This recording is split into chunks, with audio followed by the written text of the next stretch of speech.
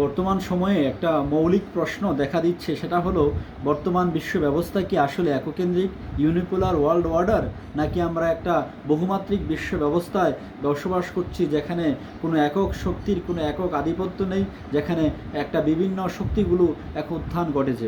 So the big questions that we are facing in contemporary world in terms of and also the political scientists and security experts are facing that whether we are living in a unipolar world order or the world is moving or entering into a multipolar world.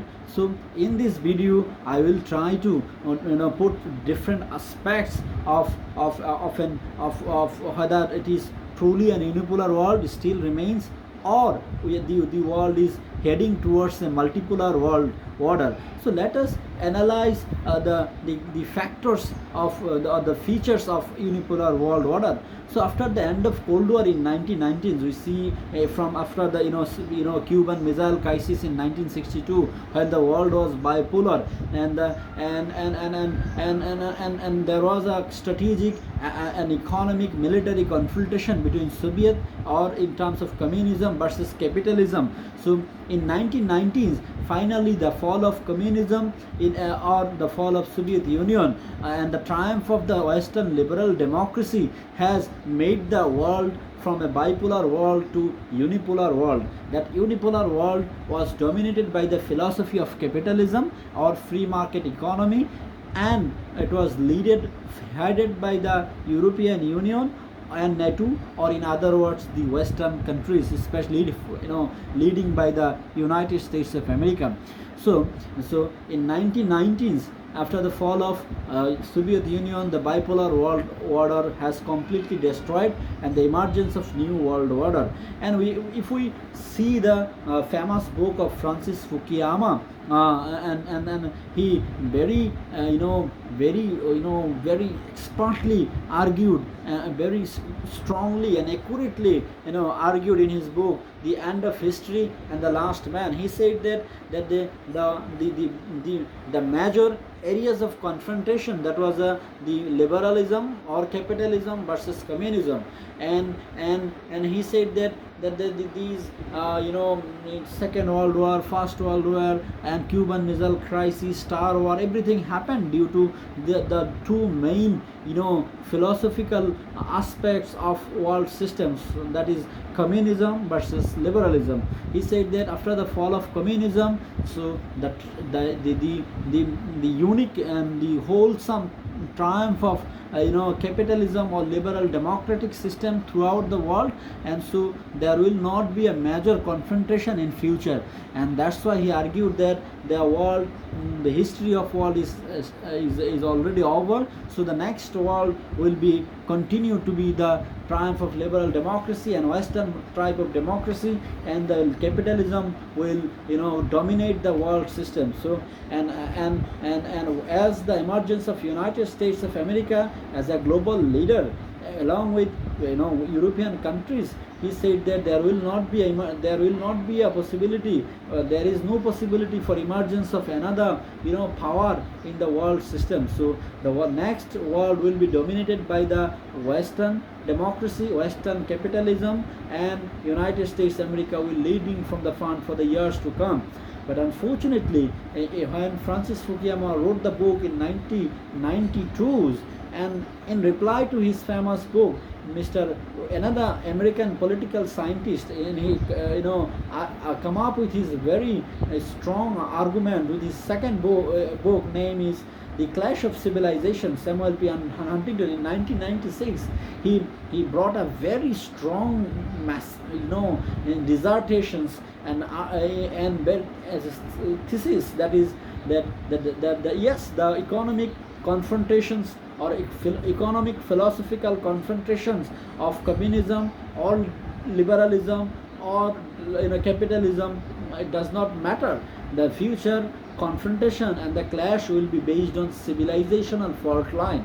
And his dissertations and his thesis paper was very much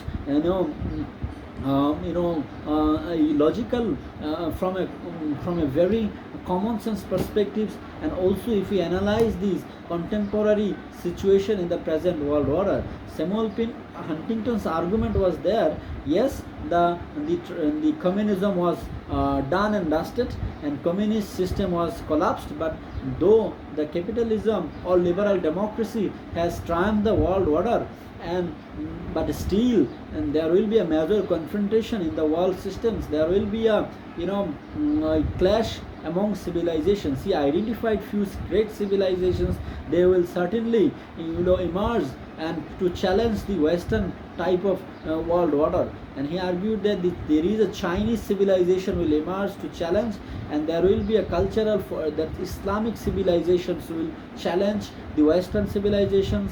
And he identified that there are 5 to 6 or 7 civilizational fault lines. So I'm not going to talk about this in details, because in this video I will solely focus on, are we moving towards multipolar world order. এখন আমাদের প্রশ্ন হলো, আসলে কি পৃথিবী একমাত্রিক বিশ্ব ব্যবস্থার যে মেজর ফিচার্সগুলো আমরা জানি, সেটা হলো যে যেখানে একটা একটা একটা একক, একটা ইউনিক একটা পাওয়ার থাকবে, সুপার পাওয়ার থাকবে, এবং and that super power will decide the major systems of the world, and no power will challenge those systems. If any power is dare to challenge those systems or the hegemony of this super power, then we cannot say this is an unipolar world. So আমরা যখন দেখতে পাই যে Russian annexation of Crimea in 2014, আমরা এই যে আমেরিকার যে একক হেজিমনি, আমেরিকা কিন্তু সেটা প্রোটেক্ট করতে পারেনি, ফলে it indicates a major breakthrough or a major fallout of a unipolar world order. এবং আমরা দেখতে পাই, we also anticipate যে চাইনিজ কোম্পানিজ অ্যান্ড চাইনিজ একটা কমিউনিস্ট রাষ্ট্র হয়েও তার যে policy এবং the way Chinese economy is by surpassing United States of America, এবং চায়না একটা একক অর্থনৈতিক শক্তি হিসেবে একটা দাবি বেরাচ্ছে সারা বিশ্বে, এবং Chinese footprints, Chinese policies and Chinese যে dominance is also spreading across the world as an economic hegemony.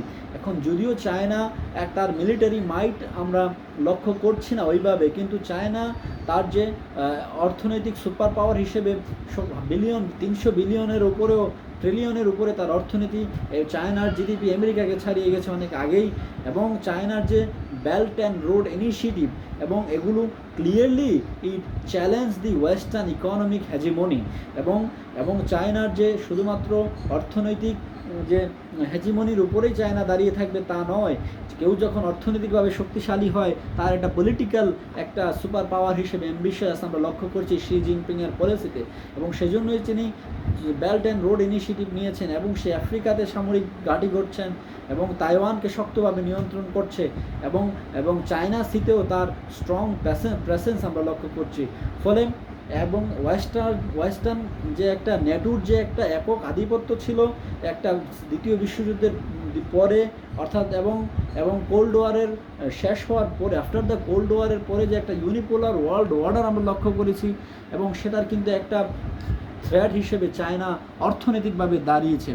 এবং শুধু তাই নয়, চাইনিজ মিলিটারি এক্সপানশন এবং তার যে military the modernisation of Chinese aircraft systems, Chinese military and Naval যে নেভাল পাওয়ারের যে চায়না শক্তিশালী করছে, এবং সে যে এয়ার ডিফেন্স সিস্টেমকেও শক্তিশালী করছে। ফলে চায়নার যে একটা শি জিনপিংয়ের যে একটা গ্লোবাল পাওয়ার, সুপার পাওয়ার হওয়ার যে আকাঙ্ক্ষা, সেটা অর্থনৈতিকভাবে অলরেডি আমরা দেখতে পাচ্ছি, এবং সেটা gradually China is stepping towards A military super power.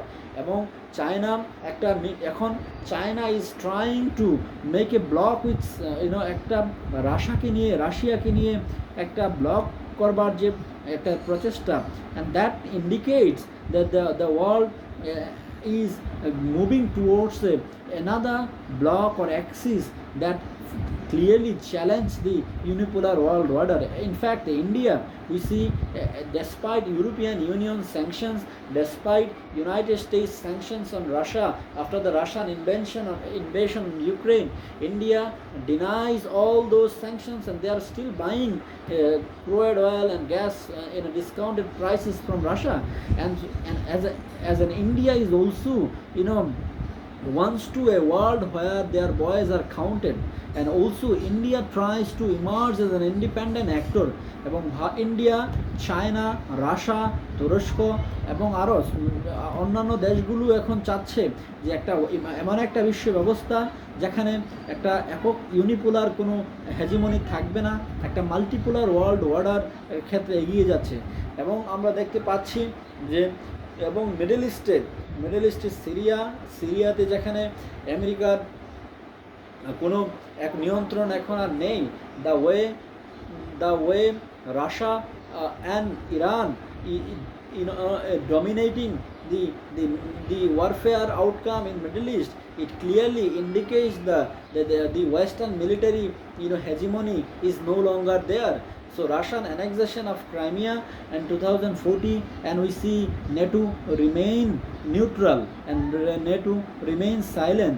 It indicates that NATO's unipolar idea of the world order has questioned and has not been there as strong as it was in 1990s.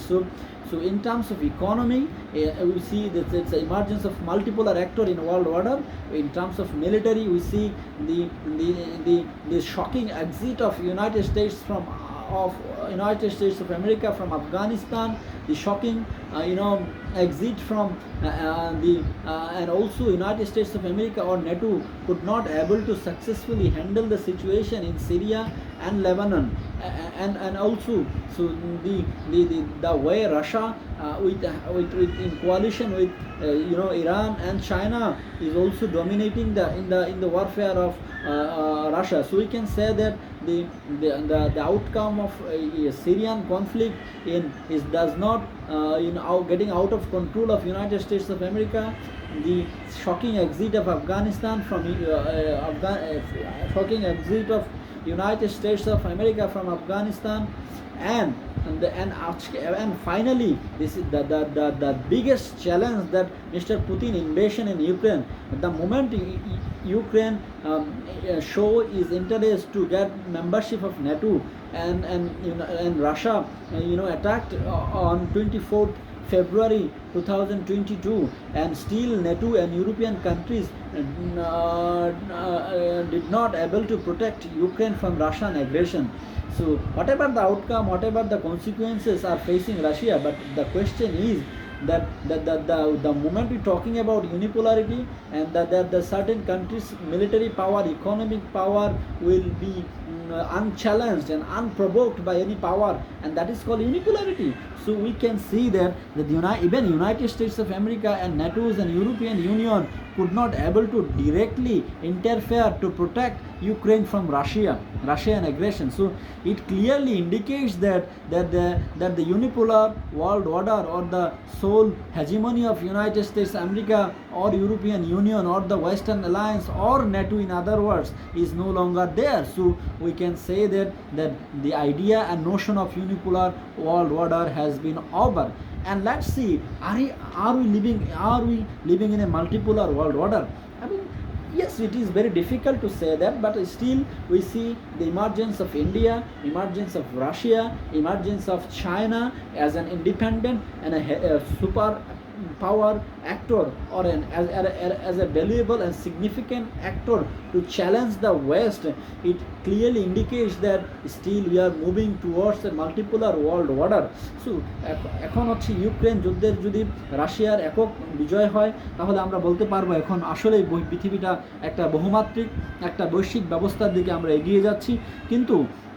কিন্তু যদি রাশিয়ার ইউক্রেনের শোচনীয় পরাজয় হয়, তাহলে আমরা দেখতে পাবো তার মানে হচ্ছে চায়না রাশিয়াকে সহযোগিতা করছে না। এখন একটা মৌলিক প্রশ্ন হয়ে দাঁড়িয়েছে, চীন কি রাশিয়ার পাশে সামরিকভাবে দাঁড়াবে কিনা? whether Chinese military cooperation, whether China will back Russia completely to defend Putin's ambition in Ukraine. If China do so and successful, and if they get successful, and the unipolar world order ultimately over. But if China fails to protect Putin, and Putin will certainly fall, and if Putin falls, and then China will lose friends in the world, and China, and then the world will be back to unipolar world order. But it is a very important to see how China reacts in the critical junction of history, that Ukraine war is no longer remain war between Russia or Ukraine. Ukraine war is the war between the West and the rest.